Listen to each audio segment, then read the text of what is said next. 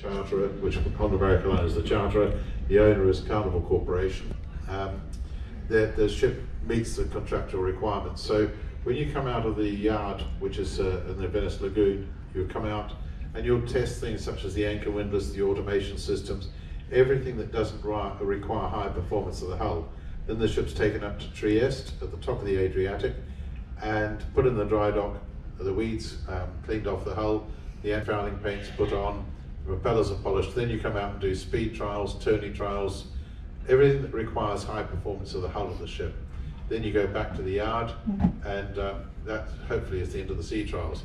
When you sail on sea trials, I always thought we took 50, 100 people. We had 600 people on here doing sea trials, so about 115 people were actually involved in the operation of the ship. So that is engineering, technical, bridge, some Italian chefs, cooks, and then every equipment manufacturer had their representative on board. That's part of the contract. So the radar systems, all the automation, the engines, the elevators, the telephone exchange. If you had a piece of technical equipment on the ship, your representative had to sail on the sea trials. And then we probably had about 350 to 400 contractors of various companies that were still working on things, because when we went for sea trials, all the cabins were finished, but these areas were still very much being worked on. And so you had people putting paneling up, you had people painting things, decorating things. And it's quite interesting, the Italians didn't communicate that well, so you'd be charging along at 20 knots, and then the bridge and the engine would decide they're going to do a steering test, or they're going to test something. But they wouldn't put an announcement out for the PA system, they'd just do it. And so you have people up ladders, on scaffolding, all over the place. And then the whole world would just heel over 15 degrees, 20 degrees. And there were people, you could hear things crashing. You stand on the bridge, you could hear things crashing down the ship. And the people must be hanging on by their fingernails.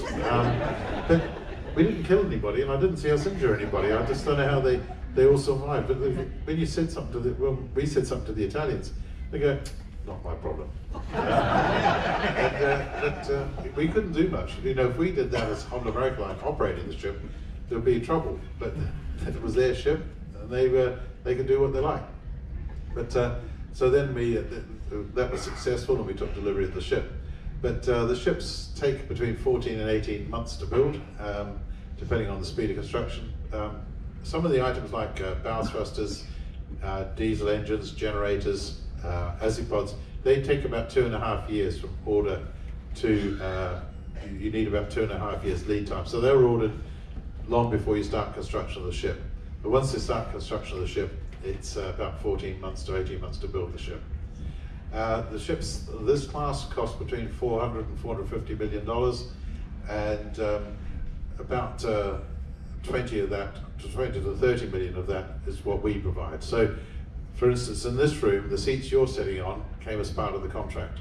The seats we're sitting on, Holland America Line provided. All the stage lighting and the stage PA systems, we provided. The bedding, the linen, pots, pans, artwork, that all came from Holland America Line. But anything that's sort of screwed down, that was part of the contract. So enough talking, I think we'll do the slideshow.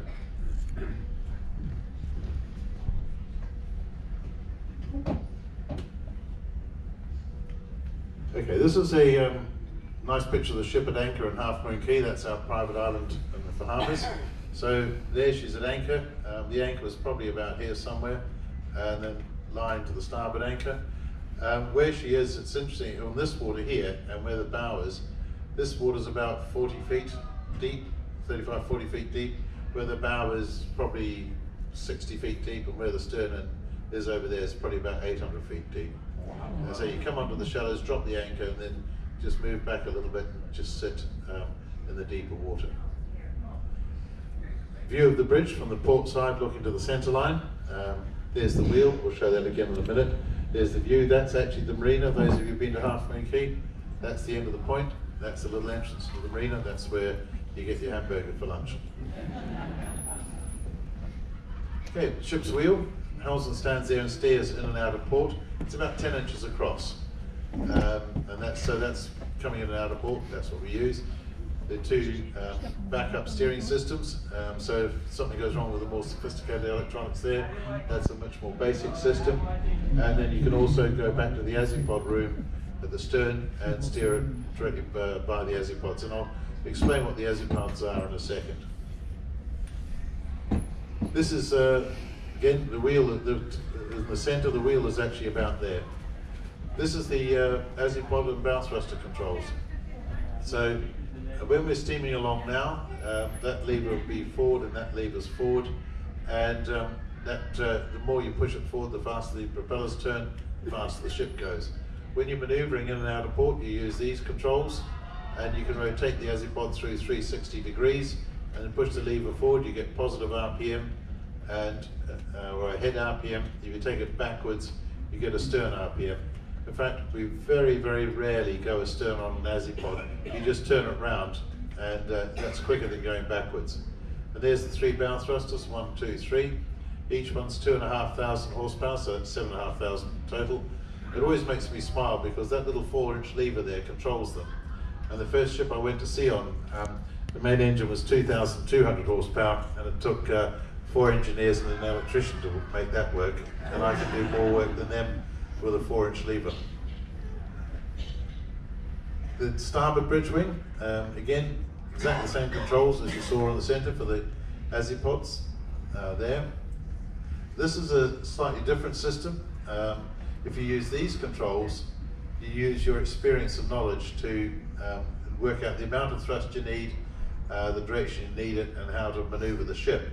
This one here looks similar, but this one, you tell a computer what you want, and the computer then works out how much power to use on the Azipods, how much power to use on the bow thrusters, and it controls the movement of the ship. You just tell it you want the ship to move it over, you want that to move the ship over here or over there or whatever you want, and then it does it.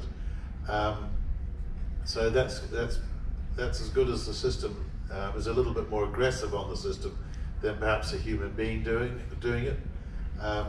But best way to describe it is if you fly home on Sunday and you go in an Airbus or a new Boeing, you go with that system.